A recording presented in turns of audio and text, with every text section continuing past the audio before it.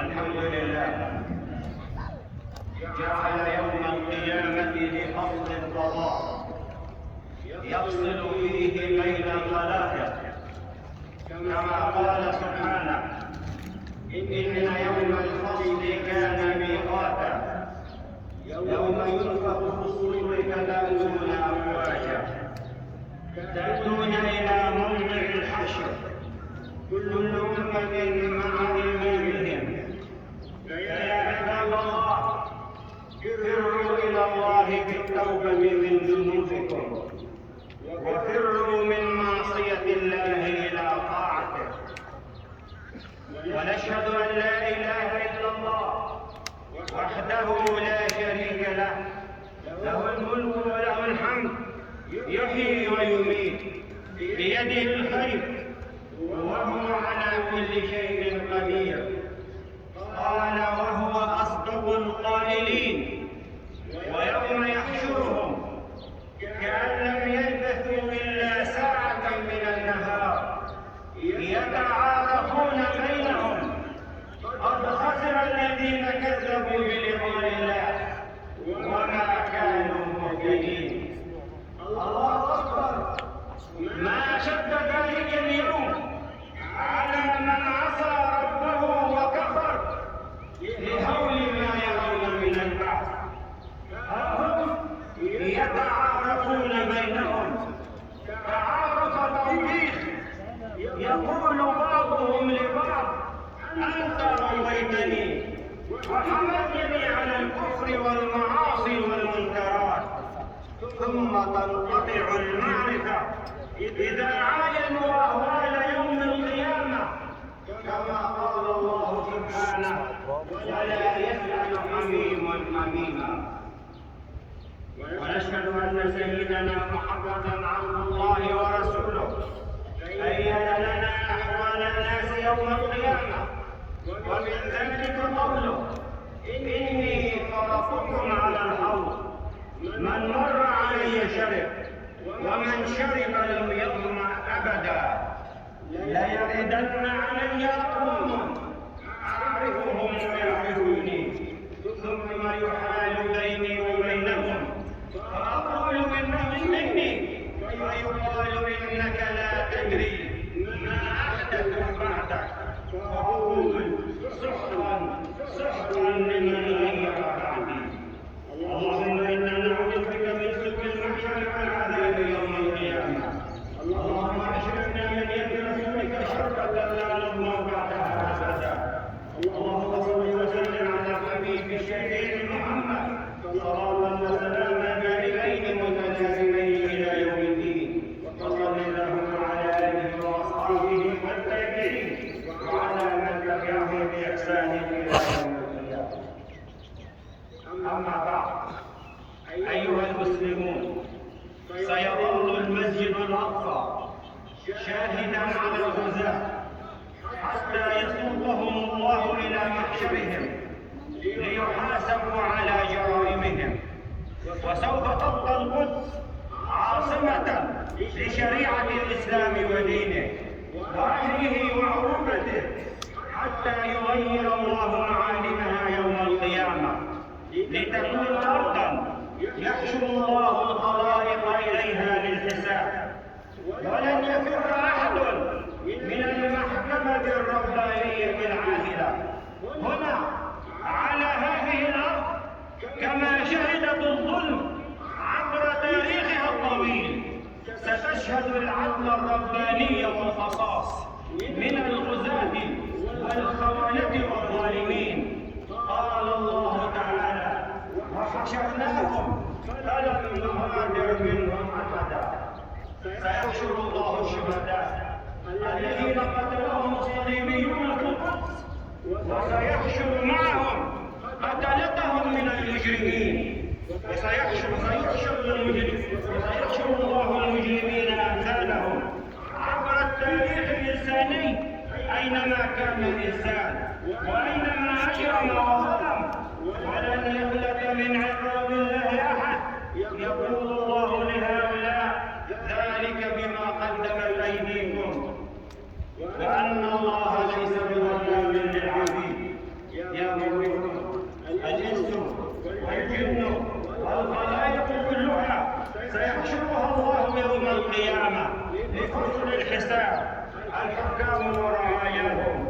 والشعوب ومن يحتلها، والقاتل والمقتول، والظالم والمظلوم، ومن باع فلسطين، ومن فرق في الأقصى، ومن يكتفي بالبكاء على أطفاله وهو يرى دمه ينهر، والعملاء، ومن يبيع أرضه وعرضه للشياطين، كلهم سيخضعون للحساب العسير يوم القيامة.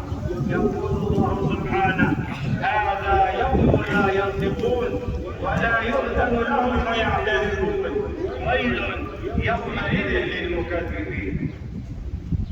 يا مسلمون، ستبعثون من قبوركم كما بعثتم من بطون امهاتكم، عراة من غير ثياب، وحفاة من غير احذية، وغرلا غير مختونين. يقول الرسول صلى الله عليه وسلم: يحشر الناس يوم القيامة حفاة عراة غرلا، فيا لضحككم امام الله القوي، ويا لذلكم امام الله العزيز. اين مناصبكم التي صرتم اليها بغير حق في الدنيا؟ واين اموالكم التي اكلتموها زورا وبهتانا؟ واين عقاراتكم التي استاثرتم بها بالباطل؟ اين الجيوش التي تقتل وتبطش؟ واين الزعامات التي تامر وتنهى؟ واين الساحرات وما امين به الناس؟ اين ملوك الارض من ملك الخلق جميعا؟ اين من والى اعداء المسلمين؟ اين من سرب ارضه وعقاره وهاب؟ اين المطبعون من مدارس القدس؟ واين المطبعون من العرب؟ انهم الان يقفون اذلاء صابرين في المحشر بين يدي العزيز الجبار الذي سيقتص منهم، والذي لا يظلم عنده احد. ذهبت اموالهم التي جمعوها، وذهبت القوه التي يحكمون بها. يقول ربنا القوي العزيز: اليوم تجزى كل نفس بما كسبت، لا ظلم اليوم، ان الله سريع الحساب.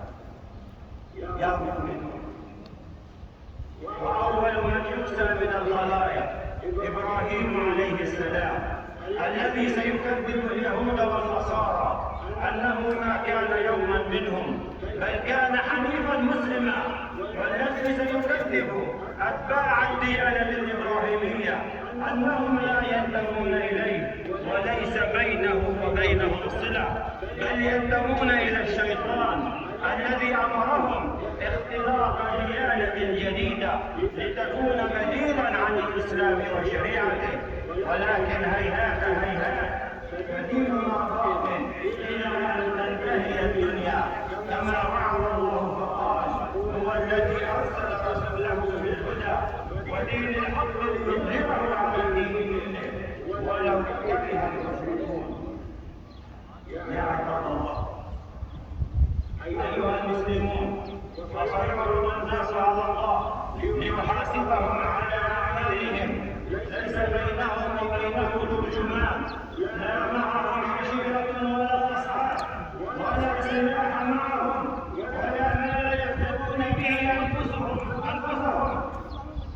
اكلة الربا بالميراث سيحشرون، والمعجبون باعمالهم سيحشرون، والعلماء الذين يخالف قولهم فعلهم سيحشرون، والذين يؤذون الجيران سيحشرون، والسعاة الى اعداء الدين سيحشرون، والزوج الظالم لزوجه، والزوجات الخارجات عن طاعة الله كلهم سيحشرون، والذين يتمتعون بالشهوات واللذات بغير ما أحل الله وشرع سيحشرون، والذين يمنعون حق الله من أموالهم سيحشرون، وأهل الكبر والفقر والخيلاء سيحشرون.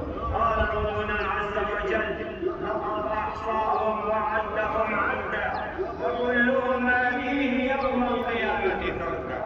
وكلهم آتيه يوم القيامة فردا. بلى، سيأتي حكام الأمة وقادتها ومن فرط وخان، سيأتي كل واحد منهم يحمل القدس المسجد الأقصى وتراب فلسطين وتطلع الأمة على ظهره ليشكوه من الله. وسيأتون تطور أعناقهم خزايا نادمين على ما فرطوا وقتلوا وخسروا وقالوا. كما سيأتي سارق الشاة والبعير وغيرهما يحملونها ليجازوا على جرائمهم ولن يشبع لهم أحد. يقول النبي صلى الله عليه وسلم: لا ألفين أحدكم يوم القيامة على رقبته شاة لهذها، على رقبته فرس له حمحمة، يقول: يا رسول الله أغثني أغثني، فأقول: لا أملك لك شيئا قد أبلغته. ونحن نقول لكل من يحمل أمانة ربوبيتنا: لا تلفين أحدكم يوم القيامة يحملها على ظهره فحمله ثقيل يقسم ظهره ولا يقدر عليه ويهلكه. فحذار هذا يا مسلمون أن تفروا من الرضا أو تفروا من فسطاط الإيمان إلى فسطاط الكفر والنفاق، أو أن تفروا مما أمركم الله به، بل فروا من عقاب الله وعليم عذابه. واحذروا أن تكونوا من الذين قال الله فيهم: فترى المجرمين مشفقين مما فيه يقولون يا ويلتنا ما لهذا الكتاب لا يغادر صغيرة ولا كبيرة إلا أحصاها ووجدوا ما عملوا حاضرا ولا يظلم ربك أحدا. نسأل الله العفو والعافية. يا عباد الله، قبل انصراف الناس من المحشر يطلعهم الله على أعمالهم وأقوالهم وأفعالهم واعتقاداتهم خيرا كانت أو شرا. اليهود والنصارى والمسلمون والكافرون والمنافقون والملحدون، ومن كان ولاؤه لله ومن كان ولاؤه للشيطان ومن كان يفرط في أولاده فيرسلهم إلى مدارس تعلمهم الشرك والضلال والرواية، ومن كان يربي أولاده على حب الله وحب رسوله وحب المؤمنين سيعرفون أعمالهم وأقوالهم ويجزون عليها. قال الله سبحانه: هذا كتابنا ينطق عليكم بالحق إنا كنا نستنسخ ما كنتم تعملون. فاسألوا الله يا مسلمون أن يحاسبكم حسابا يسيرا، لأن الحساب اليسير هو أن يطلع الله المسلم على سيئاته ومعاصيه ثم يعفو عنه ويأمر به إلى الجنة دون أن يفضحه بها. اللهم حاسبنا حسابا يسيرا واصبر علينا فوق الأرض وتحت الأرض ويوم العرض. أيها المؤمنون، وأما الحساب العسير فهو أن ينظف الله الإنسان في كل عمل عمله ويطالبه بالحجة ولا يقبل منه حجة ولا عذرا، ويأمر الله مناديا أن ينادي بسيئاته على رؤوس الخلايا ويفضح ويهلك مع الهالكين. سينادى يوم القيامة على من صنع النكبة وشق شعبه. سينادى يوم القيامة على من أنجز لأعدائنا النكسة. سينادى يوم القيامة على من قتل الشعوب وعذبها. سينادى يوم القيامة على من حرق الأطفال ودمر الديار. سينادى يوم القيامة على من خان الله ورسوله والمؤمنين. سينادى يوم القيامة على من جعل قضيتنا مصدر طاعن وتسلط الله. سينادى يوم القيامة على من تخرج من بيتها كاسية عارية، وعلى كل دنيوث لا يحفظ أهله وزوجته من الزنا ومقدماته. سينادى يوم القيامة على الحماة التي تستعمل كنتها، وعلى الكنة التي تفرق بين زوجها وأهله. سيسألون كلهم عن كل صغيرة وكبيرة. قال الله سبحانه: فمن يعمل مثقال ذرة خيرا يره ومن يعمل مثقال ذرة شرا يره.